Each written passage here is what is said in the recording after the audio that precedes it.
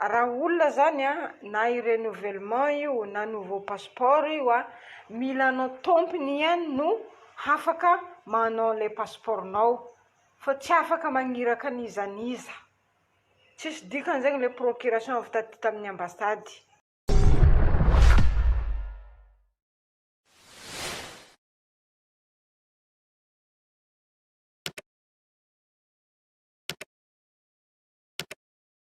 Mana kory aby ianareo hitanareo navoray message taminaraka eto miresaka momba ny fangatana passeport any Madagasikara, resaka renouvellement na passeport. Dia azafady kely le situation rehefa avy mihaino ilay message ntsika ho an'ny fahalalako anazy aloha ny connaissance izay ananako plus n'izay moa zany eo koa ny monsieur Google manome toky hoe zao manazava tsara ny zavatra tokony ataon'ilay olona.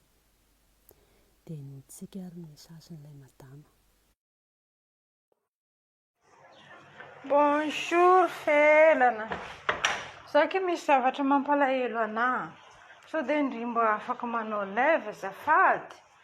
Ny zavatra mampalahelo anahy dia zao, i-renouveler passeport koa dia naka procuration tany amin'ny ambasady aty Maurice moa zany za. Naka procuration tany amin'ny ambasady dia vita le procuration le original moa iny dia nalefa poste. Dia tonga soamantsara le procuration. Dia tonga le procuration dia nagnano anao sy une semaine kelikely teo ngamba ny tonga le procuration. Dia nisy annonce amin'izay hoe efa niverina normal famboarana passeport. Dia lasa le cousineko tamimaly, non tandroany manko nandeha tamimaly aloha tamimaly aloha izy nakany tamin'ny fanaovana passeport. Dia rehefa tonga tany ndray tara ticket, fa mila ticket hono fa 300 personnes par jour no raisinjareo. Dia tandroany maraina indray vao tamin'ny 5 efa tonga teo. Dia rehefa tonga teo izy dia voaray dia tafiditra tany.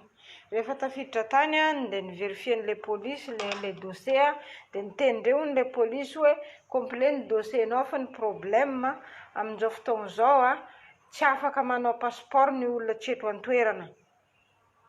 Zany ndreo no nitenen'ilay polisy hoe raha olona zany na i-renouvellement io na nouveau passeport io mila anao tompony ihany no afaka manao le passeportnao, fa tsy afaka magniraka n'iza n'iza.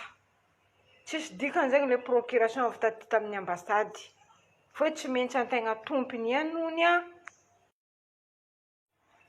tsy maintsy antegna tompony ihany no manao le passeport.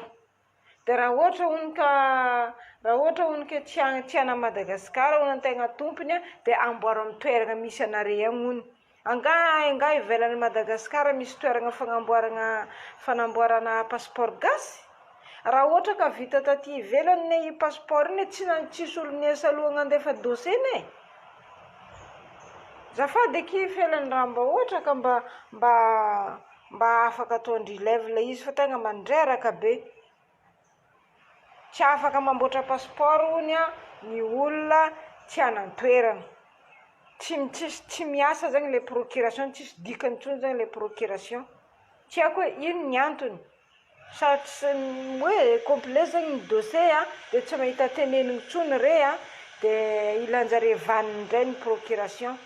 Fa tsy maintsy hoe iantegna tompony no afaka mamboatra le passeport, fa tsy afaka amboarin'olona tsy tompony. Mba ataovy lève any aky fa tegna malahelo aky za, mandreraka be na mieritreritra anazy aza. Misaotra betsaka aky Felana, tegna misaotra betsaka. Ie dia nareo tsara ngamba ilay mesazin'ilay madama teo dia ny zavatra tiako tanena fotsiny aloha dia tia ny fahalalako anazy raha ohatra ka manamboatra passeport ianao manao renouvellement na passeport dia mila mandalo any amin'ny ambasady amin'ny toerana hipetrahanao zany ianao mahazo procuration avy any amin'ny ambasady. Izay vao afaka alefanao ilay dossier, dia ilay dossier amin'izay alefanao DHL, tsy haiko na inona fa alefako eto ilay information hitako ao amin'ny site any ambasady justement ilay izy. Dia faharoa manaraka an'izay ny maka n'ilay pasipaorinao kosa tsy maintsy olona nahazo procuration avy amin'ny ambasady vao afaka maka anazy, zany hoe nahazo numéron'ilay dossier, ianao ihany mangataka anazy zany any amin'ny ambasady dia mahazo an'ilay numéro dia mahazo procuration avy any amin'ny ambasady sady mahazo procuration avy any aminao raha ny fahalalako anazy zay no afaka miretirer ny pasipaorinao. Dia izay no azoko tenenina momba anazy ity après tsy azoko dia hoe ao amin'ny siten'ny ambasady nefa zareo miteny hoe mahazo raha ohatra ka andefasanao procuration avy ao amin'zareo dia afaka amboarina ilay pasipaoro.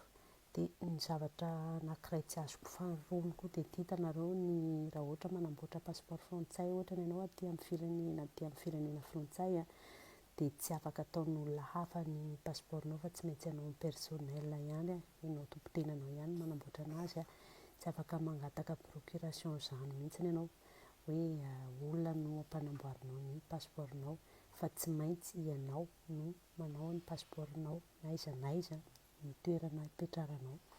Dia fa ny maka anazy kosa aloha afaka mangataka procuration anao miteny ihany hoe zaho tsy afaka mandeha makany amin'io toerana io amin'izao fotoana izao dia olona ty ny ampangalako anazy dia mazava ho azy mila verifiena tsara ny anarana sy ny sisa sao misy diso. Dia izay no momba n'izy ity dia raha misy olona efa tratra ohatr'ity nareo dia afaka resahinareo dia anapiako anazy misy an'ity message kely ity nalefan'ilay olona taty amiko dia tsy dia azoko tsara ilay situation zany dia raha mba misy olona afaka manome vahaolana azy dia aza misalasala mandefa message afaka alefanareo ny message mazava ho azy moa afaka zarainareo izy ity dia mirarosoa anareo izay sahirana miady amin'ny fanamboarana taratasy mipetraka aty ivelany fa hainareo ihany, tsy hitako ny zavatra ho teneniko momba ny hainareo ihany ny any amintsika. Dia izay no hoe afaka zarazarainareo ilay petite vidéo dia mirarosoa anao madama dia mirarosoa anareo rehetrarehetra izay miady amin'ity fanamboarana pasipaoro.